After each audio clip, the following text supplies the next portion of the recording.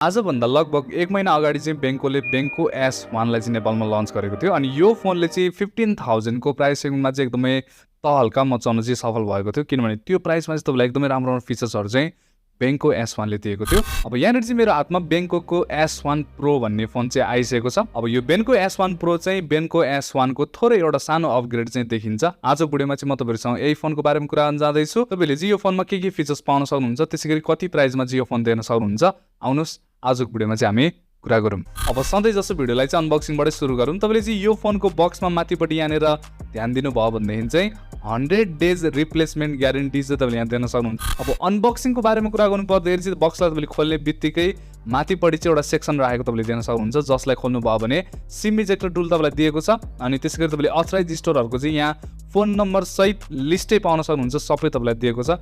यो पनि अर्को मलाई मन परेको थियो। अर्को तपाईले यसमा सिलिकन केस पाउन सक्नुहुन्छ, ट्रान्सपेरेन्ट केस तपाईलाई दिएको छ। अर्को भनेको इयरफोन तपाईले पाउन सक्नुहुन्छ। हजुर तपाईलाई चाहिँ इयरफोन पनि दिएको छ यो फोनमा। अब त्यसले चाहिँ के पनि कन्फर्म गर्छ भने यो फोन चाहिँ हेडफोन ज्याकको साथमा चाहिँ तपाईले पाउन सक्नुहुन्छ। अब फर्दर तपाईले यसमा type C to C cable पाउन सक्नुहुन्छ। यसले चाहिँ अलिकति प्रिमियम टच दिएको हो कि जस्तो लाग्यो मलाई। अनि राम्रो कुरो के छ भने यो फोनमा 33 वाटको तपाईले फास्ट चार्जर दिन सक्नुहुन्छ। यो प्राइसको हिसाबले एकदमै राम्रो हो।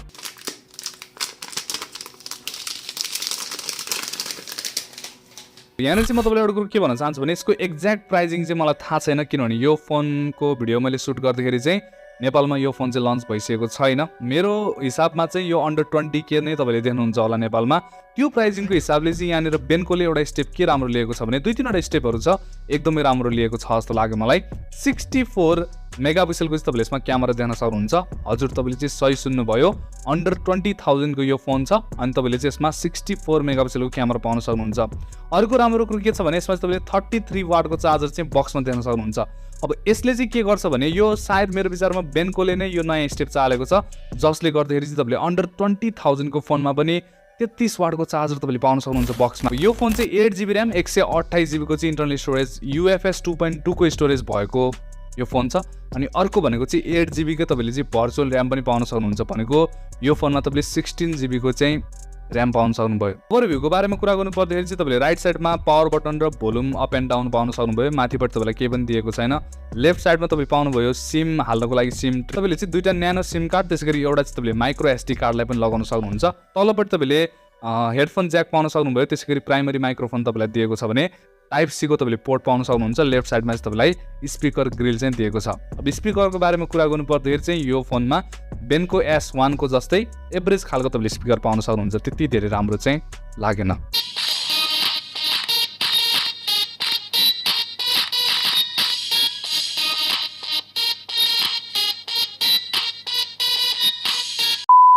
अब एकचोटी हामी यो फोनको चाहिँ ब्याक साइड हेरौँ। तपाईले चाहिँ यो ब्याक साइडमा पाइरहनु भएको छ ग्लासको ब्याक। हजुर तपाईले चाहिँ सही सुन्नुभयो, यो फोन आउँछ ग्लास ब्याकको साथमा अनि पछाडिपट्टि तपाईले यो म्याट फिनिश देखिरहनु भएको छ। एकदमै प्रिमियम फिलिङ चाहिँ तपाईलाई यो फोनले डेफिनेटली दिनेछ। बेन्को S1 नै मलाई चाहिँ राम्रो लागेको थियो, बिल्ड एन्ड डिजाइन चाहिँ त्यसको मलाई मन परेको थियो भने यसमा ग्लास ब्याक पाउँदाखेरि चाहिँ मलाई अझै धेरै मन परेको छ। अनि त्यसैगरी क्यामेराको मोड्युलहरु हेर्नुभयो भने पनि तपाईले चाहिँ महँगै फोनको झलक देखिने खालको चाहिँ तपाईलाई दिएको छ। अनि यो फोनको फर्म फ्याक्टर पनि राम्रो छ। एउटा कुरो चाहिँ के छ भने यो फोनमा ग्लास युज भएको कारणले अनि त्यसैगरी अब नर्मली फोनहरु युज गर्दाखेरि त कभर पनि लगाएर युज गरिन्छ। अब कभर पनि लगाएपछि चाहिँ यसको वेट अझै बढ्नेछ। त्यो भएर हातमा लिँदाखेरि चाहिँ तपाईलाई बेन्को S1 भन्दा चाहिँ थोरै हेभी चाहिँ फिल हुन सक्छ। अब यो फोनको डिस्प्लेको बारेमा कुरा गर्नु पर्दाखेरि चाहिँ यहाँ तपाईले पाइरहनु भएको छ फुल HD+ को IPS LCD डिस्प्ले पाइरहनु भएको छ। त्यसपछि तपाईले युट्युबमा 1080p 60fps सम्मको भिडियोहरु चाहिँ सजिलै हेर्न सक्नुहुन्छ। बाकी तपाईले 6.75 इन्चको चाहिँ डिस्प्ले देखिरहनु भएको छ। 397 dpi तपाईले स्क्रिन डेन्सिटी चाहिँ पाउन सक्नुहुन्छ भनेको यो फोनको डिस्प्ले चाहिँ त्यस्तो धेरै नराम्रो छैन। ब्राइटनेसको बारेमा कुरा गर्नु पर्दाखेरि पनि तपाईले चाहिँ यसमा राम्रै ब्राइटनेस देख्न सक्नुहुन्छ। आउटडोर इन्डोर युज गर्नको लागि तपाईलाई खासै प्रब्लम हुने छैन। अनि अर्को कुरो के छ भने यसको कलर कन्ट्रास्ट रेशियोहरु चाहिँ मलाई डिस्प्लेको राम्रै लाग्यो। तपाईले यसमा भिडियोहरु हेर्दाखेरि चाहिँ राम्रै कलर्सहरु चाहिँ यो फोनले प्रोड्युस गर्नेछ। अब कुरा गरौँ यो फोनको चाहिँ पर्फर्मेन्सको बारेमा। यसमा तपाईले चिपसेट पाउन सक्नुहुन्छ युनिसोकको T616 भन्ने चिपसेट। यो प्रोसेसरमा तपाईले पाउन सक्नुहुन्छ 2 ARM Cortex A75 को कोर जुन चाहिँ 1.95 GHz सम्म क्लक स्पिड भएको छ। अर्को तपाईले 6 कोर चाहिँ कर्टेक्स A55 को पाउन सक्नुहुन्छ, जुन चाहिँ 1.82 गिगाहर्जसम्म क्लक स्पिड भएको तपाईँले पाउन सक्नुहुन्छ भनेको।